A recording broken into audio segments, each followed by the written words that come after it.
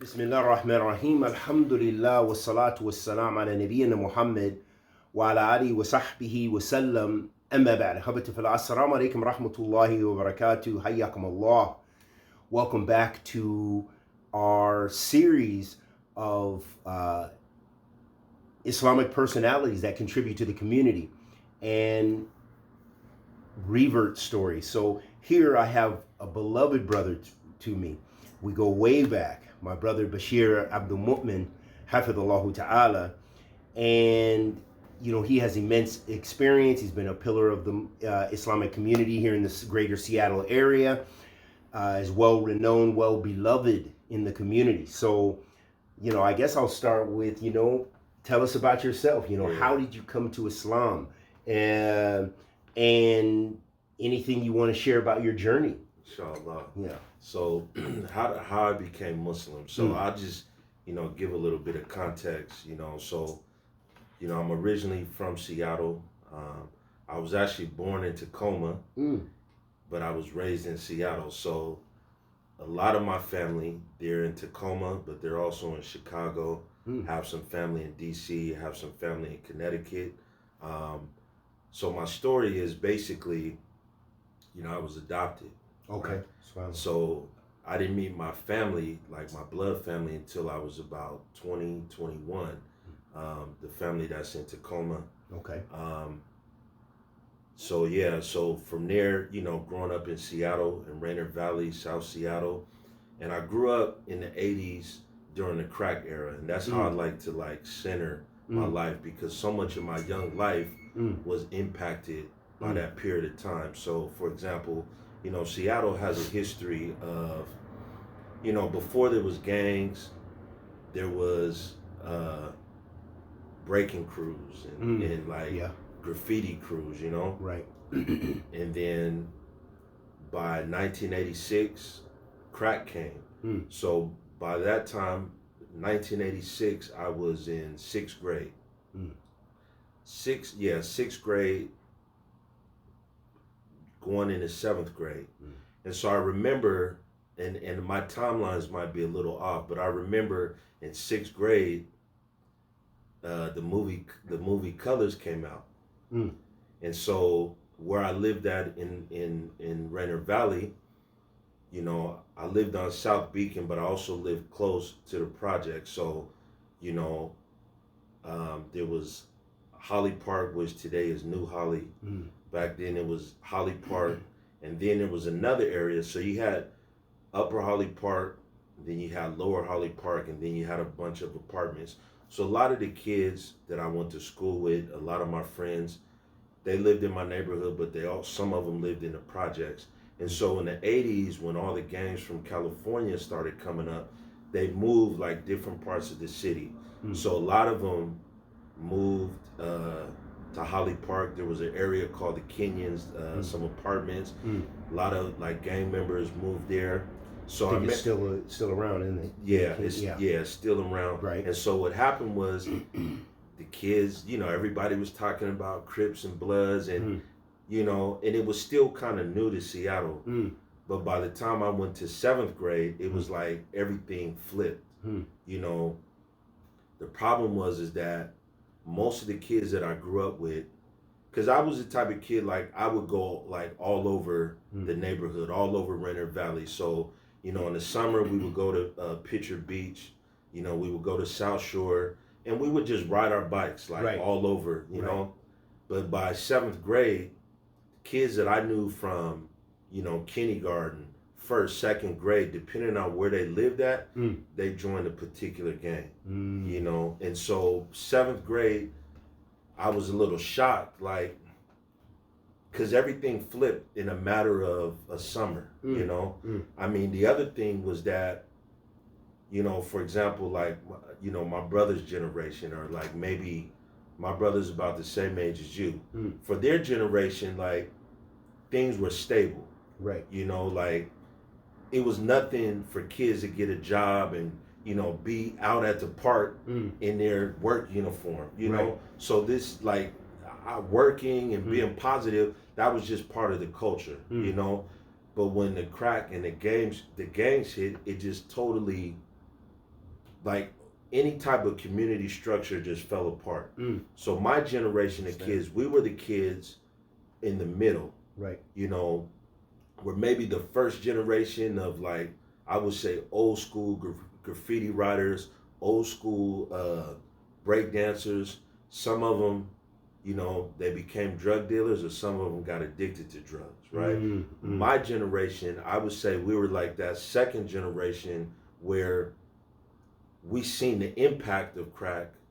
So we knew, like, okay, we're not messing with that, but at the same time, it was so readily accessible in the neighborhoods that it was nothing for certain groups of kids to sell drugs. You know, and it wasn't like they were big kingpins, but it was like, you know, like we had little swap meet stores. So you go and buy a white t-shirt and some jeans or some shoes or whatever, you know. And so that was like the era that I grew up in. And it was difficult because I think this period of time went on, I would say, from 1986 to 1993. I became Muslim in the summer of 1992. And basically, you know, I'm kind of speeding it along, but like I said, I mean, there was just a lack of structure, you know, and so, you know, I was one of those kids where, like, that first year, like I was saying, 7th grade, everything was confusing. You know, kids that you were friends with were in different gangs. And so it made it hard to navigate, you know.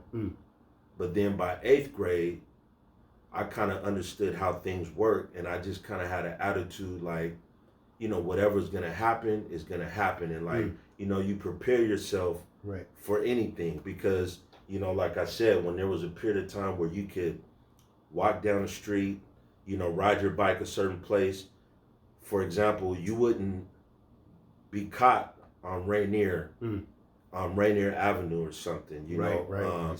So a lot of times we get off the bus, walk through the alleys, you know, because at any time, you know, you just had to prepare. Somebody gonna jump out, you know, or, you know, you're gonna have to fight. Is somebody shooting? I mean, that was the period of time that I grew up in, you know. And like I said, with the lack of structure, like, I'm not gonna go into details, but even like my family unit was impacted, you know. And so really, I was like, you know, there's a term that like, if you read a lot of old, like, black novels, this term man-child, you know. I feel like I was a man-child, right?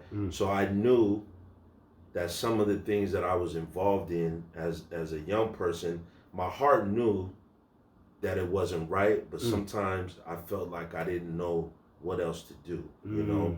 And I think that, you know, because I did so much at a young age and experienced so much, I was always looking for a way out. You know, I mean, like, my heart was always like, you know, just questioning. I mean, like, for example, I used to hang out downtown a lot, in downtown Seattle, because there was an arcade, you know. So kids from, like, all over the city would be at this arcade. And sometimes I would stay outside like 2, 3 in the morning. And I remember, like, just looking in the sky saying, I know I'm not supposed to be here, but I don't know what else I'm supposed to do, you know? And so, but here's the other thing. While there was like no, there wasn't a lot of Muslims, but the Muslims that were around, they made an impact. So a lot of the young Muslims that were Muslims before me, they were also products of, you know, gangs, you know, prison and all these different things. So a lot of times when I would be out on the block, Muslims would come through in thobes, you know, selling incense and oils. And like their way of giving dawah, they would always say, brother, you know, this is the last days. That was their thing. Like, you know, we're living in the last days. So man, you could be downtown 2, 3 in the morning and everybody's kicking it, and you'll see like 5, 6 Muslims in thobes. You know what I'm saying? Like, brother, you know, these are the last days, you know? And so it just so happened there was a brother that came up from California, Zahid, you know. And so Zahid came up here probably like around 86, 87. I didn't know him. You know, I met him later on. Okay. But anyway, in I think 1990, one of his younger brothers, Jabbar, he went to school with me. You know, and so being that he lived with his brother, he was Muslim too. And so like, you know, he would be like telling me about Islam, but I actually thought he was crazy. Like, man, it's because I never heard Allah. You know, I never heard this term. Right. I wouldn't say I never heard the term Muslim, because I think also what was popular at the time was the Nation of Islam, right? So even if you weren't with the nation, they still had an impact on the culture, you know, because of like rappers like Ice Cube, you know. But then I think you also had like a hodgepodge of like different ideas, right? So, you know, I think during that time, being a Muslim meant being black, you know, or some type of like nationalism, black, some like form of nationalism, right? And then also I think because of the music, being a Muslim was kind of like a trend, you know. So anyway, I was going to school, I think ninth or 10th grade, I was going to school with Jabbar, and he would always try to give me doubt, like, brother, you know, like if you look at the lake and those ducks, they're Muslim, you know. And I'm like, man, this dude is crazy, but he was also very charismatic, you know. And so sometimes, you know, I would go to his house and I would see them praying, but I never like, you know, got involved, you know. But they was always cool. But then what happened was he ended up going back to California, and you know, I think again, like that era, it was like the streets was active, there was a lot going on, and I think I was just a product of those environments. And so, you know, Allah is merciful, because you know, I had lost contact with Jabbar because he moved back to California. But one night, I was coming. So there's some apartments in Rainier Valley. We called it the Village. You know, the Lakeshore Village or whatever. Right there, yeah. And so, you know, I used to hang out there a lot. I had a lot of friends that lived there. So one night I was coming from a party there, you know. And you know, at the time, I was 15. I was intoxicated, and I called myself like trying to hustle, you know. So it was 3 o'clock in the morning, and I'm walking down Rainier, and I get to there's a street, Cloverdale. I get to Cloverdale, and Zahid pulls up, and Abdul Kareem is with him. I never met Abdul Kareem. He pulled up. They pulled up. Zahid was like, man, what you doing out here this late? I said, oh man, I'm trying to get off this sack. He said, man, that's how brothers be going to jail. Get in the car. I'm gonna take you home. SubhanAllah. So they took me home, you know, and if you call Abdul Kareem right now, he'll tell you the story. I had a little radio, because I used to carry my little radio, you know, and I was a kid. I was 15, right. You know? I had my little radio, and I'm man, 3 o'clock in the morning, I'm walking down Rainier, you know. And they said, yeah, man, that's how brothers go to jail. And so sometimes when I talk to Abdul Kareem, like, you know, we'll bring that up, you know, like, man, I have my little radio, and they dropped me off. And I would say, man, like 90, 91, it was a very difficult time because, you know, it's the first Gulf War that time, and just that things going exactly. On. And I think from a street perspective, like everything was at a height. The violence, everything was just at an all-time high. And still being a kid, you know, I think by this time I'm 15, and I think everything that I did from 12 to 15 is starting to wear down on me, you know. And you know, I just was looking for a way out. And so then, because again, I was the type of person, I would be like all over. I would go downtown, you know, even though I grew up in the South End, sometimes I would go to the Central District. I was all over. But then I think when I got out of my neighborhood, you know, things were a lot faster in the Central District and downtown, you know. And again, I just kind of learned to adapt. I think also because I was a bigger kid, people never knew how old I was.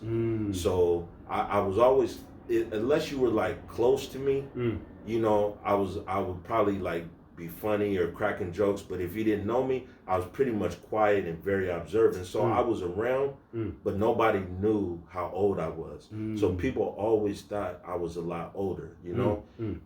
But you know, with that being said, like, you know, just always just out and about. And so I'm kind of fast forwarding. Yeah. By 92, there was a drought, you know, like, again, you know, I'm not like promoting music, but there was a song by E40 called The Drought Season. And everything he talks about in that song, that's what was really happening, you know. So drought and the drugs and stuff like that. Yeah. And so what was happening was like, you know, people was getting robbed, you know, people that was hustling, they couldn't make money, you know. And it just so happened that during this time, I came in contact with Zahid again, and at this time he had an apartment in the Central District, and everybody used to call it the Muslim house, you know, because like all the kids in the neighborhood, you know, dudes getting out of prison, everybody would go to the Muslim house, you know. But then what started happening was, you know, I think because everything, like the streets was so volatile, people was kind of seeing it as a refuge. But then the word was like, oh, they kind of eyeballing Zahid, you know. So what Zahid started saying, he was like, you know, if you're not here to learn, then you got to leave. So he started telling brothers, like, if you're not here to learn, because it was like, it became a hangout spot, you know. Right. So he was like, if you're not here to learn, then you got to leave. And I would sit and I would stay. And then I started making salat with them, you know. And, you know, what's interesting was I didn't become Muslim through like knowledge per se, but it was more of a feeling, you know. And one thing that Zahid told me, you know, was because there was this period I was saving up all my money. And I'm just being completely honest, you know, and I'm not like glorifying this, you know, because again, I was a kid. I was saving up my money. And Zahid was like, he's like, man, you don't got to sell drugs, you know. He's like, save your money, and then he would give me money, you know. And so, I like that. Sounds like he was serious about dawah, you know. He was trying to put it into work, you know, just actually taking care of the youth and giving some guidance. And here's the thing, what I realized looking back was being a kid, really what I was looking for was belonging. I was looking for safety. I mean, basically, you know, I mean,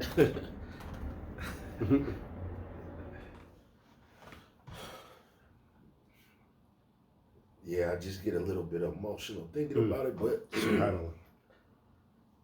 I feel like, you know, if somebody would have came to me and was like, you know, hold this pistol, you like my little brother, and if they would have took care of me, I probably, you know, I probably would have did something, you know. But it was, you know, by Allah's grace and mercy that the Muslims got to me first. Allahu Akbar. So, Allahu Akbar. Really, I didn't, you know, some people, like, for example, you know, they say that people, you know, there's like guidance of tawfiq and guidance of bayan, you know, or shad, you know, where, you know, you give somebody dawah and, you know, oh, it makes sense, it's logical, you know. You can show them the path. You can show them, you know, but for me, it was what I felt. So when I would pray with these brothers, I just felt like a level of peace, because I was used to being angry, you know. So when I would pray, even though I didn't know what I was doing, it was the first time that I felt like some type of peace.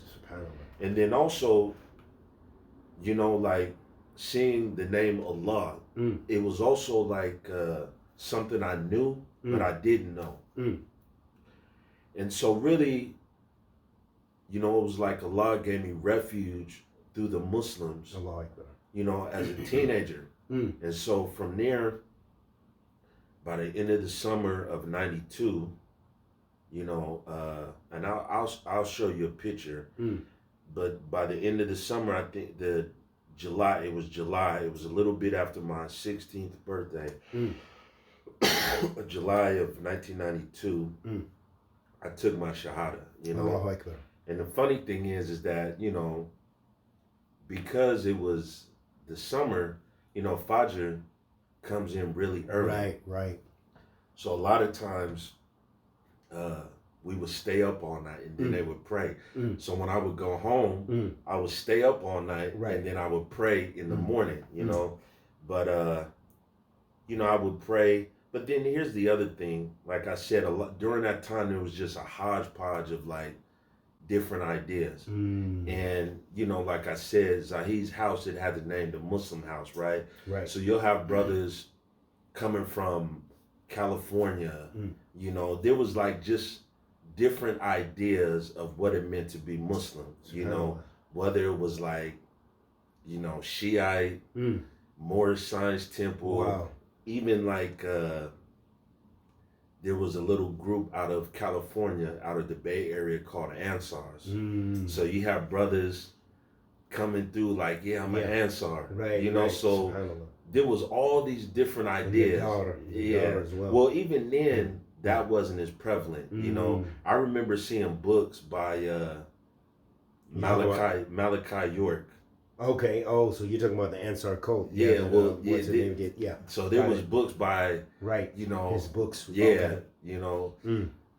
But then what ended up happening by, I would say, October, Zahid decided to move back to California. You know, because like I said, 92, 93, it was like, I feel like the peak of violence, you know, gang violence, you know, drug violence. And he ended up moving back to California. But alhamdulillah, like, that's when I met Abdul Kareem again. And so what happened was, Abdul Kareem started taking me to Jamal Muslimin, to the Cham Masjid. And so from there, we would pray. Is that where you took your Shahada? Or No, I took my Shahada with Zahid at his place. Allahu Akbar. But then Abdul Kareem, when I started being with him more regular, he would pick me up and we would go pray Fajr together. And then on the weekends, what we would do, we would just drive around the city, you know, but we made all our prayers in the masjid, you know. And then at the time, during this time, Muhammad Jaban used to teach at the masjid. And then also, I don't know if you remember Habib. Yeah, I remember. So Habib used to come there, and what's interesting was, you know, I still had a lot of that residue from what I learned of, or what I was taught being a Muslim was, right? So sometimes I would question them, and I remember asking Habib questions, and I would say, well, how do you know this? How do you know that? And he would say, you know, he wouldn't say like, you know, the Salaf, you know, but he would say things like, so you take your knowledge from these people, and then from these people, and from these people, you know. He wasn't saying like, you know, the predecessors and things like that, you know. And so, you know, that was my journey to Islam, you know. And I think that it was instilled in me, like, no matter what, just, you know, make salat, you know. And the more I would make salat, the more I would be with Muslims, it was like my life would change. So I stopped smoking marijuana, you know, that was one thing. And then I was finally able to have a clear head. But what was difficult was because I started smoking weed at a young age, there was a lot of social skills that I didn't have. So by the time I was 16, 17 is when I say I really got clarity. It was like I had to relearn social skills all over again. Because one, I was so used to, you know, smoking marijuana, maybe sometimes, you know, drinking alcohol as a kid. And that's how I would show up to functions, you know. So if I went to a party, you know, or if we was just out, that's just what we did, you know. Right. So now, 16, 17, I'm a Muslim, and now I'm feeling emotions, you know. Yeah. And it's like all the things that I pushed away, now I'm processing it, you know. But again, alhamdulillah, like, you know, having good people around just to be there, you know, and really like Abdul Kareem was a brother that I never had. And the blessing with Abdul Kareem was that he was practicing Islam, but he also still had street etiquette.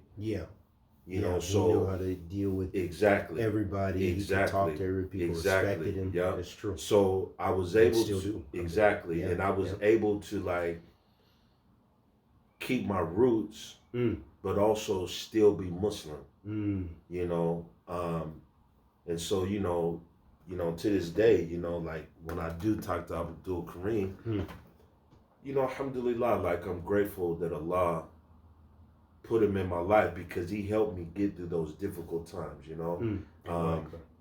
And again, like I said, like praying in the masjid, you know, praying Fajr, praying Isha, you know, and like I said, on the weekends, we would be together all day and we would make all our prayers in the masjid, you know.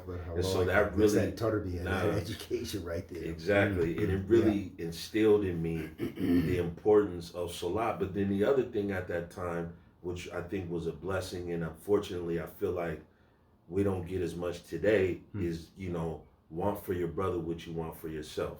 And so that was like, man, that was the key element. You know what I'm saying? That, you know, wanting for your brother what you want for yourself, and actually practicing that.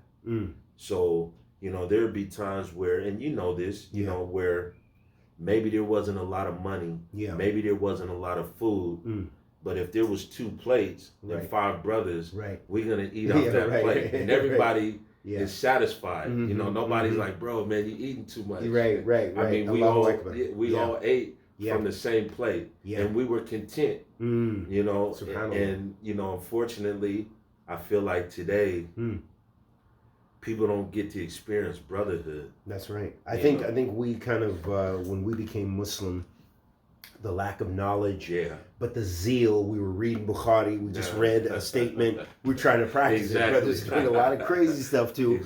But you know, we did believe in the jama'ah. We believed in looking at, oh, you need to get married, brother. They might bring. I remember a brother. They brought a sister to the masjid for me. That she wasn't even a Muslim. He said, this is my brother Khalid. Would you, you know, here, subhanallah. You know? So it was a different, you're right. Different way of thinking. And that helped, man. And love like, for Islam. Even to this day, you know, like, because I feel like the Muslims today are like cultural Muslim, right?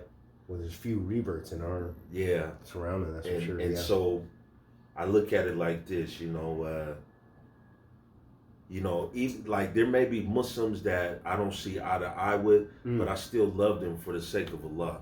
You know, I love you for the sake of Allah. We may not agree, we might not even interact, but you know, based on what has been instilled in me as being one ummah, you know, I mean, I have love for you as a Muslim, you know, and so that's how I interact with Muslims, you know. And so, alhamdulillah, like, you know, being Muslim just kind of set up other aspects of my life. And, you know, it's allowed me to process my experiences and, you know, really, you know, I don't know if I could say change because I did so much at a young age. Islam really helped me grow into a man. Allahu Akbar. You know, and it taught me values and principles and integrity.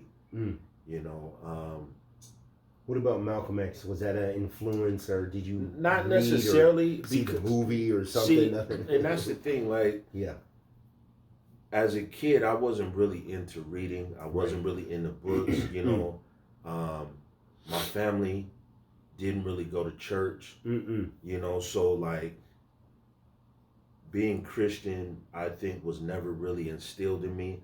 I never had this idea of Jesus being God. Yeah, you know, so like what other, I would say, so-called traditional, you know, black people have gone through, I feel like because there was such a breakdown in my family and such a breakdown in the culture at the time, things that would maintain people, that structure wasn't there for me. So I feel like everything I learned from being a Muslim. You know, outside of that, I was learning dunya.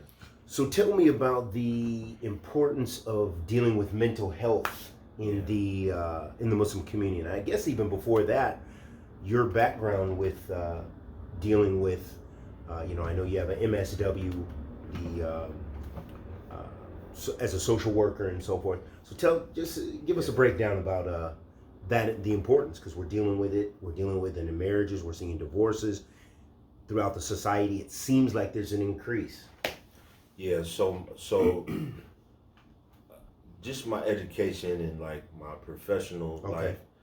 So I started out as a drug and alcohol counselor, it'll probably be like 14 years ago. SubhanAllah. And part of it, like I always wanted to find a way to give back, but I didn't necessarily know how. And so for me, during the time I was like trying to figure out what I wanted to do, becoming a drug and alcohol counselor, that was like the thing that was most accessible to me. And so I did that for 12 years. Wow. And it was interesting because I started working with young people. So my first job was at an inpatient treatment center for teenage boys. Okay. And it really gave me like the basics of like entry level clinical work. And so I was working with young people from all over Washington, different backgrounds, on all type of different substances. That included methamphetamines, cocaine, opiates, everything. And it was interesting because, you know, I learned a lot, you know, just about mental health. But the problem is that because I was, today they call it a substance use disorder clinician. Because I was an SUD clinician, I couldn't necessarily deal with mental health conditions. And so, like, for example, one thing that I would see is that young people who had severe issues with addiction, there was always an underlying mental health condition. And so, you know, alhamdulillah, like, if you look at research about the brain and brain development and childhood development, what the research says is that the brain is not fully developed until about 25 years old.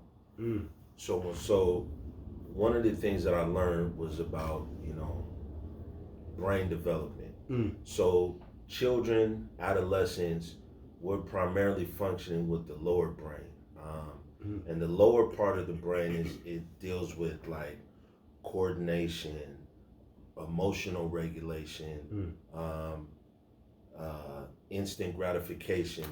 And so, you know, by the time you're 18, 19, you begin to function what they call the prefrontal cortex, which is up here, and that top part of the brain, which they say is responsible for executive functioning. So executive functioning is like, you know, thinking things through, making proper judgment, being able to just coordinate, manage your emotions and come to like logical conclusions.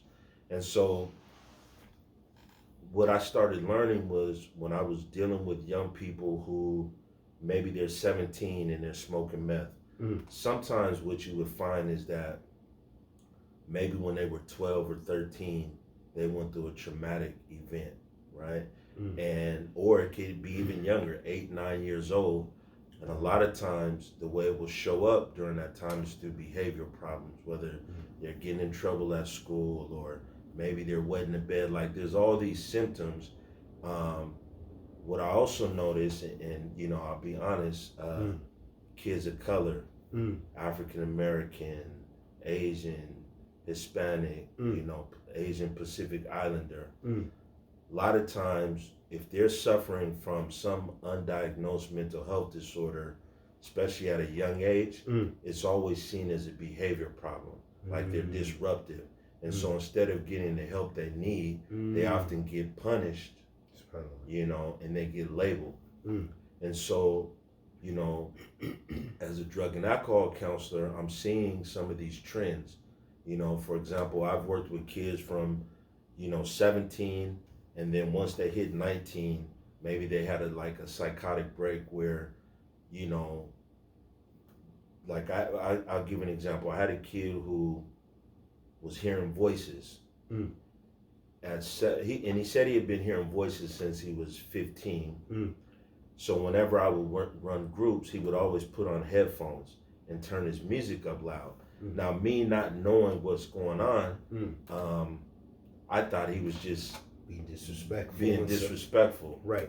And then sometimes he would just put his headphones on, walk out, and leave. You know, so I was working with him from 17 to 18, and once he turned 19, I didn't see him for a month, and so he finally came back to my office, and he was like, you know, he tried to kill himself. And he said that, you know, he had been hearing voices, and so the way he dealt with it was by drinking and smoking marijuana, but he said the voices got so loud that he couldn't take it.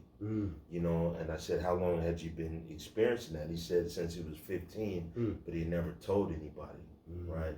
And so what I'm saying is, like, you know, you start to see certain symptoms around 19, 20, you know, you can, depending on the person's background, you can see the onset of some mental health disorders, you know? And it's not the case in all young people. Right. But I'm saying that because when I was a drug and alcohol counselor, I would see some of these things develop, but I didn't have the tools necessarily to address it. Okay.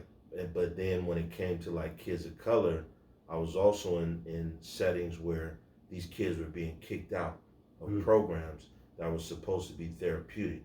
And so I couldn't keep watching, you know, kids that need help being discharged from programs because maybe the therapist or somebody that is supposed to be working with them is afraid of them, you know? Yeah. You see that in the schools too. Exactly. Exactly. Punish him. Yep. They don't know, okay, he has autism, he's getting abused Exactly. at home, he's got this. Yeah. Yeah. And so what I did was, you know, I wanted to put myself in a position where I could help on a deeper level, you know? And so I transitioned and I went to school to get my master's in social work. So today I'm a therapist / clinical social worker. And we can go into what that means. You know, being a social worker is like, there's really no way to describe it, right? But when you get a master's in social work, you know, you might go over policy issues, you know, you may go over, what we call like micro systems and macro systems, like, you know, policies that affect maybe a mental health agency or basic clinical work, and then also like social work theory, different theories. I mean, I think that, you know, are those theories like the psychology theories, or they're different? It's a different kind of, not quite. Yeah. So social work, I mean, you may go over some psychology, like or what we would call mental health interventions. Okay. Right. Yeah, I hear this all the time. Yeah. So, like, when I was a drug and alcohol counselor, one of the interventions that we would use frequently is called DBT, or dialectical behavioral therapy, which deals with one of the principles would be mindfulness, and it's really about managing and regulating emotions, right? So those would be considered interventions. But after I got my master's, I started the process to get my license as a therapist. And so I'm 3 years in, and I'm just about finished with that. And so I'm a clinical licensed associate, clinical social worker / therapist. Okay. So what that means is, I could do therapy work. I can do diagnosis. I could also do interventions. What I can do is prescribe medication. Okay, that's the difference with the psychologist or something. Okay. Or somebody that's a doctor. Oh, yeah, okay. A psychiatrist. Someone with a doctorate, PhD. Got it. They can prescribe medication. So I can't prescribe medication. Okay. But to your question, the importance of mental health in the Muslim community. Yeah. So the way I explain mental health is it's like physical health, right? So most of the time we're functioning, maybe not optimum health, but we feel well. We're able to carry out our day-to-day activities. We have a healthy physical routine, whether it's exercising, eating healthy, and occasionally we might come down with the flu, or some type of short-term illness that may impact our functioning, but eventually we're able to recover and get back to our normal level of functioning. And so in a way, mental health is the same, right? So for example, mentally, emotionally, we can say that we function on a continuum.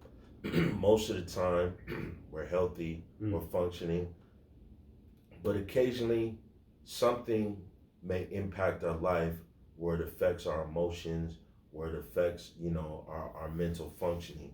That may be, for example, a loss, maybe through a death, maybe through a divorce, maybe through a job, and depending on the type of support that we have, and our how we process and manage our emotions, we're able to work through that. Okay. But then sometimes we may have situations where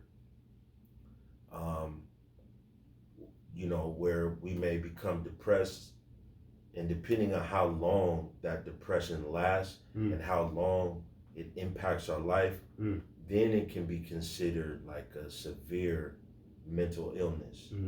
And when we start to go through those phases, that's when we need help. Okay. I mean, we can always use help when we're going through different struggles. The only other issue is that when people are in those states of like severe depression or going through like a chronic, long-term mental illness, what happens is they tend to isolate.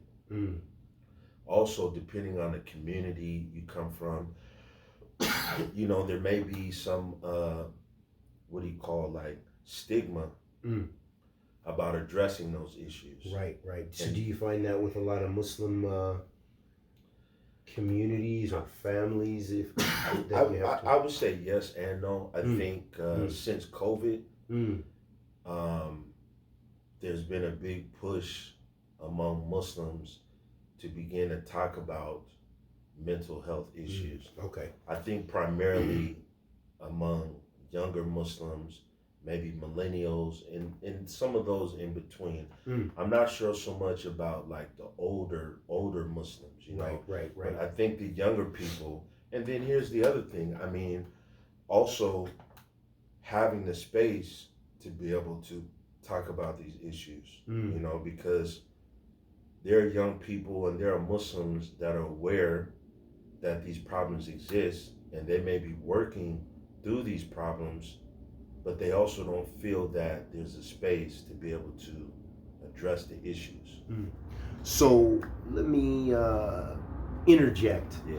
And what could we, you know, because some Muslims, you know, obviously as you touched on, they're uncomfortable with talking about mental health and so forth. But we do see quite a rise in the youth asking a lot of questions. It seems like some people, maybe they're suffering from OCD, which I can't remember even what it stands for, but you know, where they're confusing it with waswas from the shaitan and so forth. What kind of interventions can you offer, and or that you see that are appropriate and possibly depending on the situation? Also, what about theories of, in general, you know, about the human, about psychology, I guess, you know, the different components, physical, mental, spiritual. What's the relationship? What's going on there? So I'll start with that question and I'll work backwards. Okay. So, so being Muslim, you know, also like in my education and just in my journey, you know, reading about different interventions and certain theories of psychology, one thing that I noticed is that oftentimes talk about the soul is non-existent. So a lot of times we focus on the mind, the heart, the behavior, and all these things are important and all these things are relevant.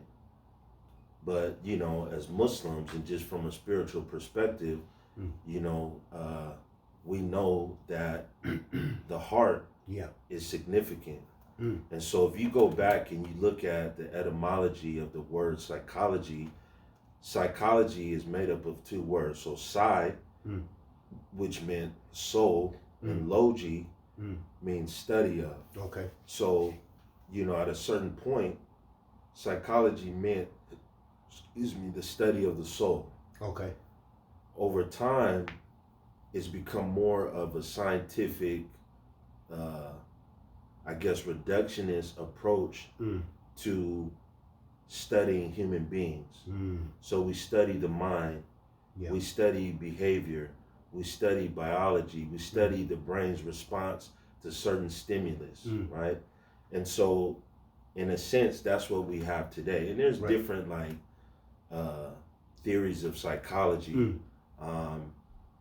But when it comes to interventions, for example, like cognitive behavioral therapy, you know, this is beneficial. But as you know, from an Islamic perspective, we also want to take in consideration of the heart, right? So we want to help people redirect behaviors that may be harmful. We want to help people to be able to, you know, manage thoughts that may be, you know, causing anxiety, you know, but we also, in doing that, we also want to address, you know, the spiritual or the heart or the qalb, you know, and it's also its impact on this. And so, you know, if we look at Islamic psychology, what they call ilm al-nafs, or, you know, the science of the soul, you know, we have people like Imam Al-Ghazali, you know, Ibn al-Qayyum, Ibn Taymiyyah. You also have a person, Zayd al-Balkhi, which he wrote a small treatise called Sustenance of the Soul, where he talks about the importance of physical health as well as spiritual health. And basically, you know, saying that both impact the other. Mm. You know, a person's physical condition Right. can also have an impact on their spiritual condition, and vice versa. Okay. You know, which goes in line with the Prophet, peace be on him, you know, that indeed, you know, in the heart is a piece of flesh, you know. And so, me personally, you know, when I'm working with somebody or when I'm thinking of interventions, I may pull from cognitive behavioral therapy, but I'm also thinking about what does Islam say about the human condition and what are the means, you know, within the Sunnah that also applies to rectifying the human condition. And so, for example, you asked about like how can we, you know, what are some interventions to help people if they're suffering. Right. So, you know, I would say first of all, if somebody is you know, going through chronic depression, if it's gone on for, you know, several weeks or more, they're not eating, they're isolating themselves, you know, they're not working, like their daily routine has been impacted by depression, I would suggest, you know, calling your doctor and you know, getting help. Again, one of the issues, you know, whether you're suffering from a severe, you know, mental illness, or if you're just having a difficult time, sometimes we tend to isolate, you know. So, for example, if somebody says, "Hey, how you doing?"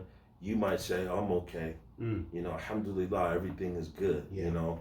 But in your heart, you know, everything is not good. And so, one thing that I encourage is, you know, as members of a community, we also need to get to know each other authentically. You know, because I think a lot of times we may pass each other in the masjid, but we don't really know how each other is doing. The other thing is, you know, if you're suffering from a hardship or some mental, emotional condition, it's also important that you don't isolate yourself. Because sometimes when you're in isolation, it can increase, you know, whatever the experience is. And, you know, off top, I don't know, like, you know, an ayah from the Quran or a hadith in particular, but what we do know, you know, that the Prophet, peace be on him, and Islam in general always encourages being with the Jama'at. You know, being with the body of Muslims, you know, not only being with the Jama'at, but loving for your brother what you love for yourself. And really at the heart, what that is empathy. Right? Being able to, you know, have an emotional, genuine connection with the people that you're close to. And so there's a theory, or there's a theory called relational cultural therapy, or relational cultural theory, which basically says that we heal by being connected to genuine relationships. And when we're connected in genuine relationships, it increases, it makes us want to be in relation, because we're benefiting. There's a mutual respect. We feel empowered. We feel validated. And so when we have genuine, you know, empathetic relationships where we feel respected. You know, we respect other people, and we feel our needs are being met. We want to continue those relationships. And so, how do we do that in the social media era? I know. And then now we have these social media communities. Even when I do a live stream or something, I've come to realize that is kind of a little micro community. And you see that with some sisters. They're isolated. Maybe they don't have a masjid around them, and being sisters, it's harder to have that interaction. How do we serve them, and what kind of advice can we, you know, Absolutely, and I mean that's a difficult question, because if you look at COVID, for example, you know, COVID kind of reinforced those social media relationships and those social media platforms, and so you know, I think it's, you know, we've gotten comfortable with connecting with people online. So I don't know if I necessarily have an answer for that. But you know, I guess establishing those online community, you know, having those, if that's the only tie you have. You know? And you know, I mean, the other piece, even for myself, for example, is, man, taking the initiative to get out and whether it's being in nature, like you know, for me, if it's not too cold, you can always find me by the water. Okay, mashallah. You know, whether walking at the beach or walking by the lake, because even for me, it's therapeutic. You know, finding ways to connect. I mean, like, you know, exercising, walking, just to get outside of being on screens, you know, because it's very comfortable. It's easy. You know, you can sit in your favorite chair and just click. You know, you can bring the world to you. And so it's easy to forget that we need that actual physical contact with people, you know. So I don't know if it answers the question, but I would just really encourage, you know, if you feel isolated, you know, just get out. Or here's the thing, I mean, you can create a walking group, you know, if there are sisters, like if a sister's going through a particular issue, or if she's feeling isolated and she only has an online community, I mean, maybe creating a group where they can walk, you know, or meeting, good idea. you know, once a month for coffee. I know, for example, in the world of recovery, you know, people that participate in Narcotics Anonymous or Alcoholics Anonymous, they get to a certain point where they have a sponsor, you know, somebody that they check in with on a daily basis when they're actually going through a struggle. You know, if they're feeling triggered, you know, picking up that phone, and then that sponsor might talk them through, you know, that experience. Or they might say, hey, I'm going to pick you up and take you out to lunch. And again, like going back to even, you know, my history in becoming a Muslim, you know, that's what brothers did for me. You know, I'm going to pick you up. We're going to go work out. Or, you know, we're going to go pray in the masjid. Right? So it's really, one, making sure you have somebody that you trust, that you feel comfortable reaching out to, and also having somebody that you can be honest with.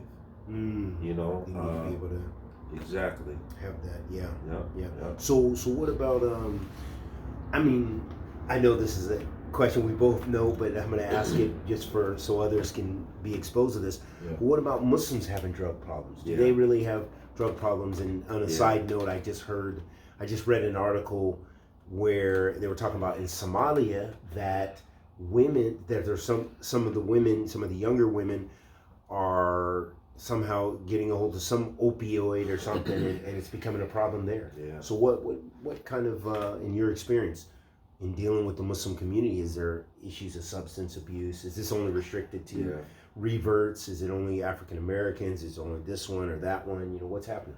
Absolutely. I mean, the reality is that Muslims are impacted by some of the same issues that non-Muslims have been impacted by, including, you know, mental health issues, substance abuse issues. You know, in fact, you know, as you know, when I worked as a drug and alcohol counselor, I came in contact with a lot of young Muslims who struggle with some form of substance abuse. And one thing I will say is that, you know, although they were in that condition, they always had some form of insight into what they were going through. But the one thing that I would hear is that they wanted to change and they would make efforts to change, but they didn't feel comfortable in the community because they felt that, you know, everybody knew what they were experiencing, right, and that people would talk about them. And so what happens, you know, you may have a Muslim who's struggling with a substance abuse issue, and they may go back and forth between stopping, wanting to stop, but then when they think of community support, they feel like they can't go before the community, and oftentimes they push themselves further away. So for example, you know, a lot of times we focus on the masajids and the activities in the masajids, but what we don't always realize is that there's a whole population of Muslims that are not connected to the masjid for whatever reason, and some of them are suffering from substance abuse. Now, here's the other thing, you know, we have populations of Muslims, you know, whether it's Africa, whether it's Europe, whether it's the Middle East, where Muslims have experienced prolonged wars. And while, you know, maybe their parents moved to the States, or, you know, maybe they moved to Europe and they're able to function, sometimes what we call that generational trauma, the younger people may experience it. And, you know, those issues are unresolved. Right. And so sometimes you may have somebody that's experiencing post-traumatic stress, and they've experienced it most of their life because maybe they came here as a refugee, you know, and they didn't really understand what was going on. And so they may use a substance to manage whatever their experience is. And so really, as Muslims, I think that we have to create spaces where we can talk openly about the issues that we face, and then also be able to support our brothers and sisters that are going through these struggles, you know. And so for me, my approach, one, is doing what I can to educate the community. Right. So for example, what is mental health? You know, just being able to start the conversation, and, you know, because here's the thing, mental health, mental illness, they're not the same thing, you know. And so being able to just introduce the vocabulary and the words so that we can begin to talk about the issues, because, you know, if I look back at my life growing up, you know, sometimes in the neighborhood, you might have a young person that was considered, you know, like they say, oh, he's loped out, or, you know, this person's a shooter. But when I look back, you know, those kids that were violent or engaged in violence, today, you know, if I met them, I would probably say, you know, they were probably suffering from some type of emotional distress, you know. And so... Quick difference between mental health and mental illness, as you said, in a quick couple words. Yeah, so like I said, like physical health, you know, physical illness, you know.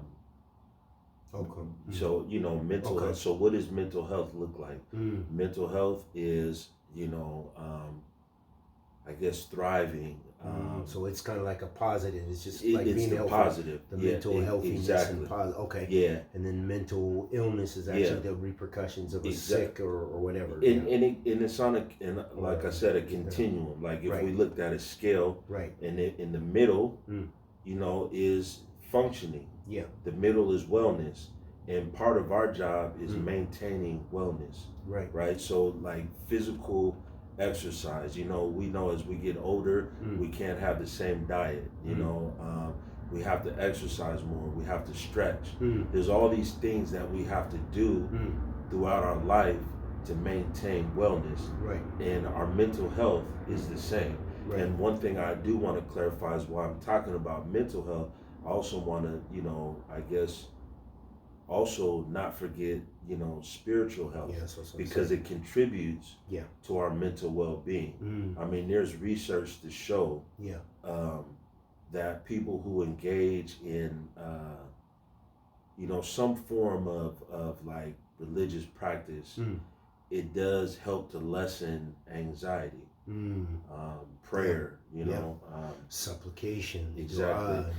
Even though, as you said, the hadith with the Prophet ﷺ said, "Inna fi jasad mudghah, idha salahat salahat jasad kullu, idha fasadat fasada jasad kullu, ala wa hiya qalb." Barely in the heart is a morsel of flesh. If it is healthy, the whole body is healthy. If it is sick, the whole body is sick. Barely, it's the heart.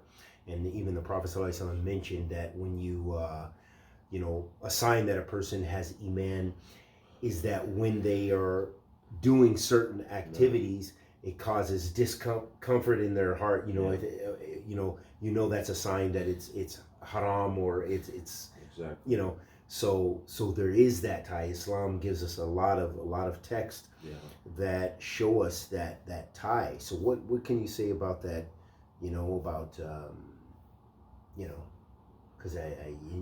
even we feel, when if we do something, we're slipping, we messed up, we feel it. Well, that's a sign of iman. Well, what's it? So I'll talk a little bit about just some of the the reading that I've done. Okay. And, just a little bit of before we met today, I was doing research about the physical heart. Okay. And one thing that I was reading is that there's research to say that the heart is almost like I read something that the heart has over like 4,000 neurons, and it carries information throughout the body. SubhanAllah. The heart also has a level of intuition. The heart also has a level of memory. SubhanAllah. This is just the physical heart, right? I mean, so think of about the spiritual heart. And one thing about like Islamic psychology, for example, is that the center of the human being is the heart. So one of my teachers, one of the things he said is that aql, our intelligence, is one of the actions of the heart. From a Western perspective, it's almost like the other way around, that the brain is the center, right, and everything is impacted from the brain. But from an Islamic perspective, everything is centralized from the heart. So the power of our intellect, our imagination, our mind, our body, all results from the functioning of the heart. But then we also have to take in consideration the nafs, which is also has an impact on our functioning. Right.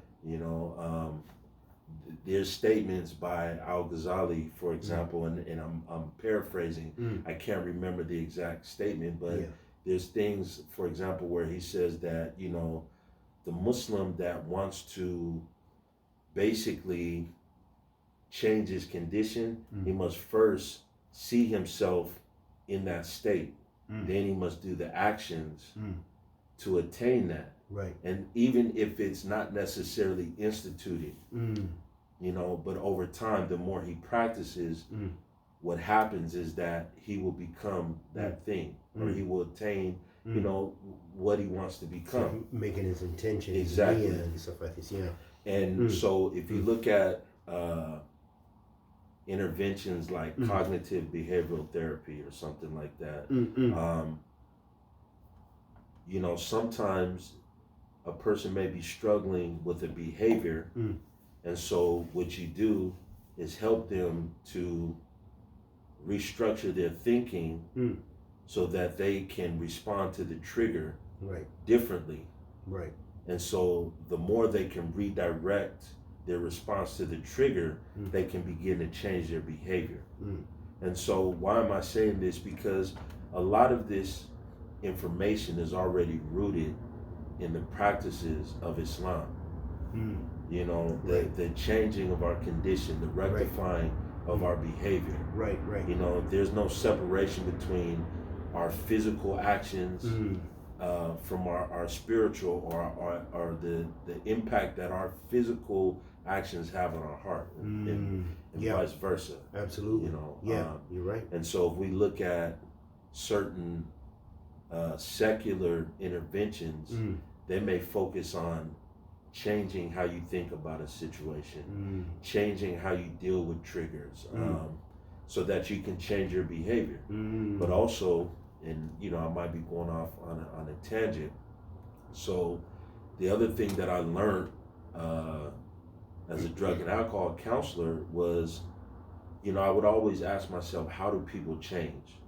And so when I started reading about interventions and different material, one of the things that I learned was that, you know, change is a process. So that's one thing. But I have a book, for example, it's called We're Born to Learn. So in our brain, we have these things called dendrites. And the literal term of the word dendrite means tree-like, right? But every time we learn something new, what happens is that these dendrites, they grow in our brain and they make branches.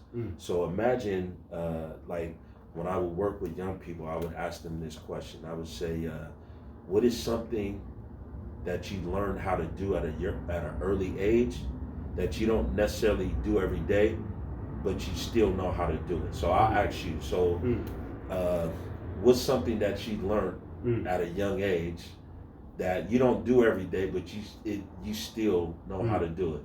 I can skateboard a little bit. Skateboard, right? I can still do a little so let me ask you this.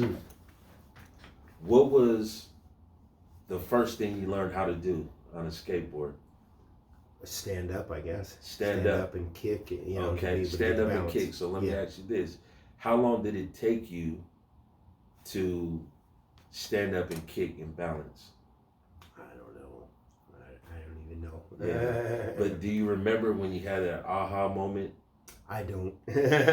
So I don't. So this is what I'm saying, right? Through constant trial and error, constant practice. Right. You know, imagine now, you can't remember now, but imagine how many times you fail. You know, imagine all the times that, you know, you might have felt embarrassed watching other people who have been skating longer, you know, and it looks like they do everything effortlessly, right? So you may not want to take the chance and you're self-doubting, but you work through that self-doubt and you keep practicing, and then eventually it becomes natural, right? And so what I'm saying is, like, changing ourselves, changing our behaviors. It's like we have to keep working at it, and then eventually, you know, it becomes a habit. Okay. But here's the other thing, you know, I think sometimes we look at things as an event, as opposed to a process, right? So an event, you know, we start something, we finish, that's it. But a process is ongoing. We're always learning. Right. We're always practicing, you know, and that's the key, the continuation. And so, and again, brings up another question. Yeah. Okay. Go ahead. Beautiful. Yeah. So with this, as far as applicability, one of the issues that a lot of people suffer from, a lot of our youth, a lot of all kind of people, all communities, pornography. Okay. I know that all the details about that subject are not your specialty, but you definitely have the experience with the substance abuse and stuff, and probably could even talk about some of the physiological things that happen when people are addicted or watch that stuff a lot. So what advice would you say, in light of what you just said about the continual striving for someone to leave that stuff, to leave that habit? Because for some people it's an addiction, some people it's just an outlet, I think, you know, and So what would you say to someone who's trying to make Toba, who's trying to quit, trying to get beyond that?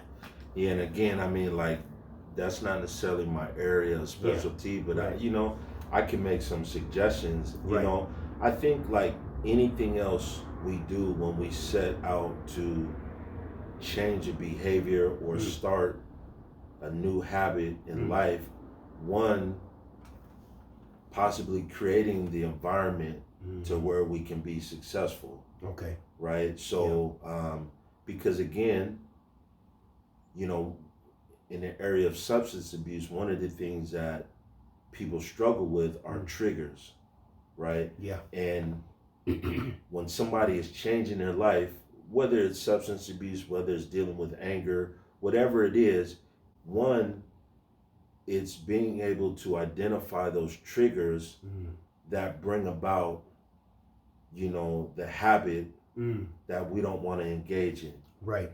And sometimes this can be difficult because sometimes our triggers can be so embedded in us and we've practiced those triggers for so long that it's almost like it becomes second nature. Okay, give me some concreteness. Maybe someone doesn't know what you mean by triggers and triggers. So, give me an example. So I would say, like, for substance abuse, right? Okay. So the thing about, let's say somebody, they make a commitment, they said, you know, I'm not gonna, you know, drink alcohol. Okay. Right? And they're committed. In their heart, they're committed. Now they're saying they may want to stop, but they haven't necessarily changed the social settings that they go into, right? Okay. So mentally, yeah. And you know, they may be very sincere about stopping the behavior. Yeah. But let's say a week goes by and most of their friends are in the bar. Yeah. You know, most of the people that they spend their time with are maybe drinking. Yeah. Right? Yeah. And so they're not drinking, and so maybe after a week they're feeling lonely. So they might say, you know, I'm just gonna go to the bar and watch the game. Yeah. Right? But I'm not gonna drink anything. Yeah. And maybe the first time, you know, it doesn't happen. Second time it doesn't happen. But maybe that third time they start drinking again and then they start that cycle. Yeah. But we have to look at everything that's going on prior to them even going into that place. So, you know, maybe they're feeling lonely. Right. You know, maybe they feel like there's nobody to talk to. You know, they could be struggling with a number of internal issues that is triggering them to say, I'm just going to go down the street, you know, and, you know, there's a saying, a person relapse before they relapse. So it's like, you know, just the thinking of putting yourself in that place may cause you to relapse, right? So what I'm saying is setting up the environment, you know, somebody, if they're engaging in a behavior that they don't necessarily want, you know, what's going on internally? I mean, are they hungry? You know, are they stressed? Like, you know, sometimes we may forget, like, what's going on with our body. Like, how does our body feel? All these things contribute to how we respond, you know, to our triggers. Right. And so sometimes we have to be able to identify those things. You know, sometimes we push those feelings or those thoughts away so we don't deal with it. Yeah. And so what can happen is that they're on autopilot, you know, and we just engage in the behavior. So loneliness, anger, those things could be triggers. Could be triggered. Or the environment or the something. Environment, it could be, you know, it could be a number of things. Right. And a lot of times it's depending on the individual and how they function, you know. And so I think one, being able to identify those triggers, which causes you to respond in a certain way. Okay. You know, and then once you begin to identify it, then you can start to create the habits to redirect it. You know. Yes. Yeah. But again, yeah, this is practice. Yeah. And the reality is that there's some things that, you know, we may struggle with. Yeah. But the key is to continue to make the effort sincerely. You know, that's very much Islamic when it comes to you know, dealing with sin and making tawbah, making repentance. So, for example, I would give the example like you're saying, somebody has an issue with weed and they're trying to quit smoking weed, and then as the Islamic conditions for tawbah are 3: that they are determined to leave the sin, that, you know, so that's their intention. They feel sadness and remorseful for doing the sin, and then they inqitad, or they cease doing the sin, you know, and like removing their environment. And so that's exactly that, removing yourself from those triggers, potentially. You know, that was a little bit, you're expounding on it a little bit more. So I guess the last point with regards to this all, or wrapping this up, is there was a point I was going to say regarding the, see, I was talking about Tawbah, and then, this is it, yes. So that because I work with some people who are behavioral health therapists and so forth. And then I also work with people who are substance abusers. Okay, and they, like some that they haven't done it in 10 years or so many years, you know, that were on meth, amphetamines, and on fentanyl and all these kind of things, Suboxone, and, you know, they'll tell me about all this kind of stuff, and they had died, and you know, their hearts died or whatever, and came back and what have you. So I've met several that have used those hard substances, and they say what they teach you, and what my other colleagues would say to see, you know, so they basically say that you can be cured from substances. You can leave substance abuse. What they're being taught, though, in some of those treatment programs is that once an addict, always an addict. Once you're a drug, you do the drugs.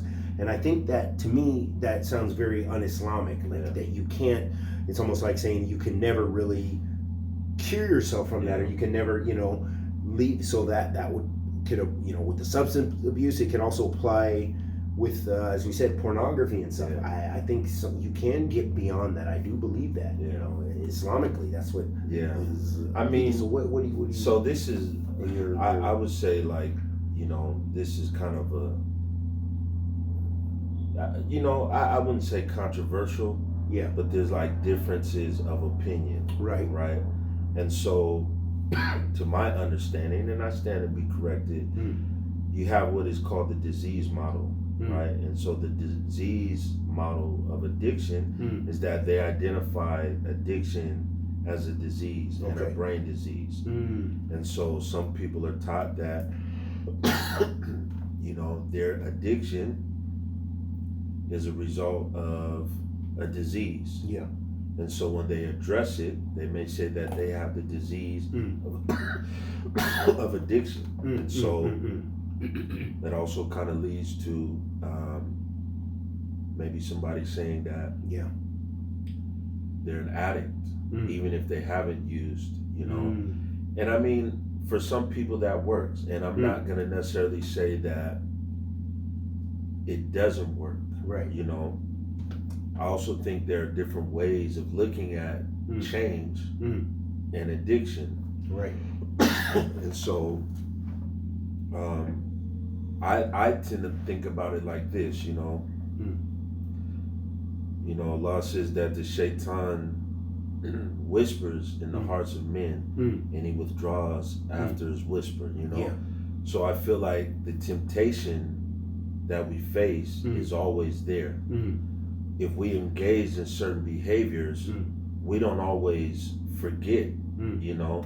So I think sometimes, and again, this is just my opinion, but I think sometimes, you know, this allows people not to forget what they've experienced. Now, do people change? I personally believe that people can change. Right. I believe that people can change. You know, it just takes work. Now, do we forget what we lived through and what we experienced? Not necessarily. Right. You know, but again, there are many different theories about addiction. There are theories about, you know, human beings. You know, but from an Islamic perspective, that's the you know, yeah, from an Islamic perspective, yeah, you know, human beings can change. Yeah. And so, personally, that's the approach that I ascribe to. That we can change our condition. Now, you know, is it just going to happen because we wanted to? Not necessarily. I mean, we have to put the work behind it. Is it difficult at times? It's very difficult at times, but the more we practice, you know, the easier it gets. And, you know, Allah's in control of our hearts and our conditions. And so, you know, striving with the intention, you know, Allah will support us. And so we have to have hope that, you know, Allah will support us in our struggles and give us an opening and make, you know, the process of change easy for us. But we have to make the effort. We have to, you know, we got to start somewhere, you know. Okay. Barakallahu feek. Last point. Because this is something I thought about when you were discussing earlier about a lot of our, you know, some of our immigrant brothers and sisters coming from war zones. So, and there was something specific you had said, but do you think, because I know that some classify and they talk with regards to race issues of, for us as African Americans, post-traumatic stress disorder from slavery or something similar like this. So we haven't experienced slavery, but we have, you know, our ancestors did, and then there's the trauma that perhaps we carry, but the society, because it didn't heal from that experience, and it wasn't just a single experience. We have a whole history, 400 years of, you know, racism, segregation, lynching, you know, just a lot of terrorism, slaughtering. The KKK terrorized people, burned their houses, lynched them, cut their private parts off, and Allah. So, do you think, is that something that can actually affect people? I mean, from what you see, and then also, I mean, the same would apply. Like we see a lot of our brothers from the Native Americans, you know, for lack of a better term, you know, of generational alcohol abuse, and you know, it could be environmental, but it could also be from their traumatic experiences as well.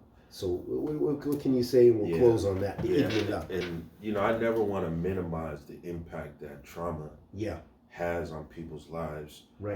Even historical trauma. Because it's a very real thing. And you know, some of us are impacted by it today, even if we can't identify it. The other thing I want to say is that there's also healing, right? So we talk a lot about trauma, and sometimes we forget to talk about healing. And so, again, I don't want to minimize the impact of trauma because it's a real thing, but also trauma can be a means of empowerment. Trauma can be a means of change. You know, so for example, there's a theory called post-traumatic growth. And again, we know that within the Quran and in Islam, you know, Allah says that He will test us, you know, with different trials. But then Allah also talks about patience. You know, like glad tidings to those who are patient, or you know, be patient, and you know, different means of being patient. And so, what I'm saying is that there's this theory called post-traumatic growth, which basically says that, you know, a person is impacted by trauma, but as they work through it and work through the healing process, that traumatic experience can become a means of healing and empowerment. It can deepen their sense of spirituality. It can deepen their sense of empathy, right? It can give them, what is the word that you mentioned earlier? Resilience. It can create resilience. Okay. But again, that also goes back to support, community. You know, being able to identify, we need that. You know, the impact of trauma. But then again, how do we begin to heal, right? And so, from you know, if we take like relational cultural theory, you know, being together, you know, being in healthy, learning to be in healthy, genuine relationships with one another. Because one thing about trauma, whether it's through racism, whether it's through war, it isolates people and it divides people. You know, oftentimes when I talk to Muslims, you know, like for example, you know, our brothers and sisters may come from areas that have been colonized, and they may not understand the impact of colonialism on how they function, right? And so a lot of times I like to look at things from a global perspective that, you know, what are the impacts of colonialism?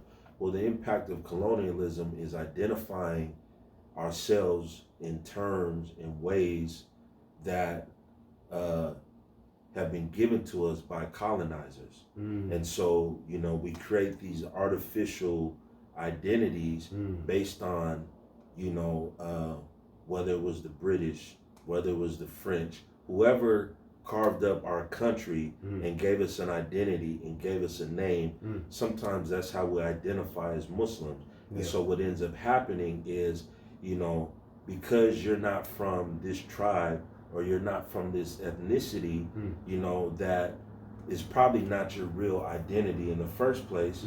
You know, you treat other Muslims as such. But the reality is that, you know, when we're able to identify these things and their origins, maybe we can begin to kind of remedy the problems. And even, you know, among African Americans, I mean, like, you know, I always try to think that, how can I empower myself? You know, what can I do to stay empowered, you know? I mean, of course, we know that the system functions in a certain way, but how do we empower ourselves? So for me, it's through education, through reading, you know, always learning and trying to better my condition, regardless of the circumstances. You know, now, I don't know if this is necessarily a therapeutic approach, but it's therapeutic for me. You know, but again, you know, trauma is a real thing. But also healing is a real thing. So part of the question is like, how do we heal from trauma? What are the means that we begin to heal? And the first thing is like educating ourselves about our experience and things that impact us, and how can we change our behaviors? How can we change things, you know, so that we can, I mean, for example, you know, like I was saying, how I became Muslim, it wasn't so much about what I read, but it was how I was treated. You know, because I was looking for a place to belong. I was looking for love. I was looking for a family that I didn't have. And so that's what the Muslims provided. And that in and of itself, you know, began the process of healing for me. Not to say that, you know, I'm done in my journey, but it's a process. And so oftentimes we think of these big ideas to try to help people, but sometimes it could be something as small as, you know, feeding somebody.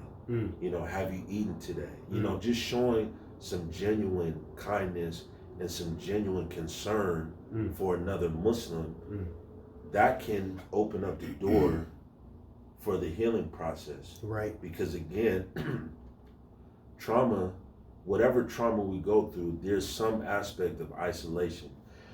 And depending on the trauma it is, there's also some aspect of, you know, being detached from ourselves and some level of like maybe feeling ashamed of who we are because of what we went through, you know, and maybe or what they told us. Or what they told us. Yeah. And our response to that shame, right? So sometimes being a genuine person can begin to help somebody like open that door, you know? Because here's the other thing about the therapeutic process. Like when somebody goes to see a therapist or they go to see a counselor, the actual session starts by the time you walk through the door.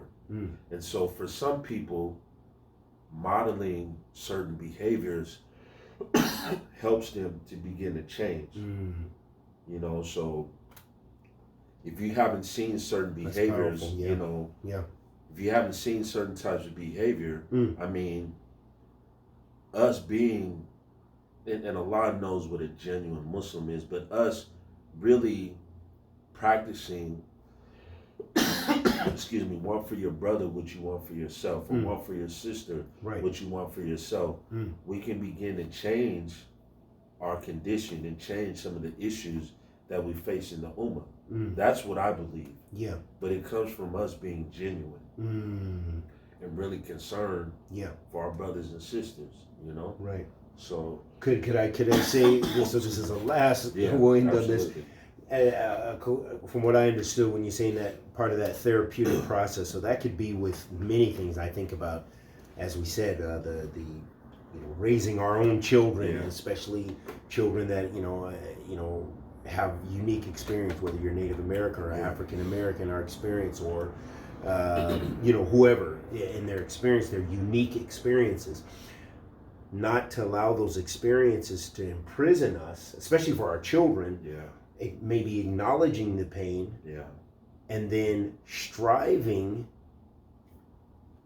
to go forward and overcome that pain. Because what you see, for example, if we look at culture, and we could continue this conversation for hours and hours, but if we look at a lot of like contemporary music, especially hip hop and rap and stuff like this, which we both, you know, have a experienced background in, but and the lyrics, that, you know, there's still a perpetuation of perhaps being oppressed and so forth, and only have a destructive way of dealing with it. So then they say, I'm done this, the police do this, the hoods are like this, everything's like this, boom, I'm gonna kill another, you know, and so it's just turning the hate back. So that's pretty high powered, and that's what kind of I was reflecting on as we were discussing. Absolutely. You know? And you know, one of my favorite authors is like when it comes to like psychiatry is Frantz Fanon. Okay. And you know, Frantz Fanon, he what did he write? Black Skin, White Black Mask. Skin, White Mask. But he also wrote a book called Wretched of the Earth. Wretched of the Earth is most well known. One of the things that, you know, about this book is that he actually went to Algeria during the Algerian Revolution, and he practiced psychiatry during that time. Over time, he also joined the revolutionaries. But one of the things he talks about in his book, in The Wretched of the Earth, is the fact that he says that, and I'm just paraphrasing, but he talks about the native Algerian. After so many generations of fighting the French, they begin to turn that anger on themselves. So much so that if two Algerians bump into each other on the street, it can cause conflict. And so what it made me think about was, like you said, like with you know, the rap culture, you know, where that internalizing, that constant internalization of, you know, the negativity, the displacement, the isolation, the self-hatred, you begin to project that onto somebody else. You know, and you know, growing up in the 80s, I think, you know, this is something that we've seen with gang culture, where it's like, you know, you go through distress and then you internalize that distress. First, it comes out as self-hate, but then you begin to project it on to your community, you know. And again, I mean, these are very, you know, real experiences, you know, that we have to be mindful of, you know. That's powerful. That's high power. Jazakallah khair. Allah yubarak feekum. This has been a very beneficial sitting, and I hope that the listeners enjoyed and benefited as much as I have. And may Allah subhanahu wa ta'ala put barakah in all of our gatherings, and bless us with ilman nafi, rizqan tayyib, wa amalan mutaqabbilan. And in the description, I'll put contact details for my brother and some of the work that he's doing for anyone who is interested in reaching out. Wa sallallahu wa sallam ala nabiyyina Muhammad wa ala alihi wa sahbihi wa sallam. Assalamu alaikum wa rahmatullahi wa barakatuh. Wa alaikum assalam wa rahmatullahi wa barakatuh.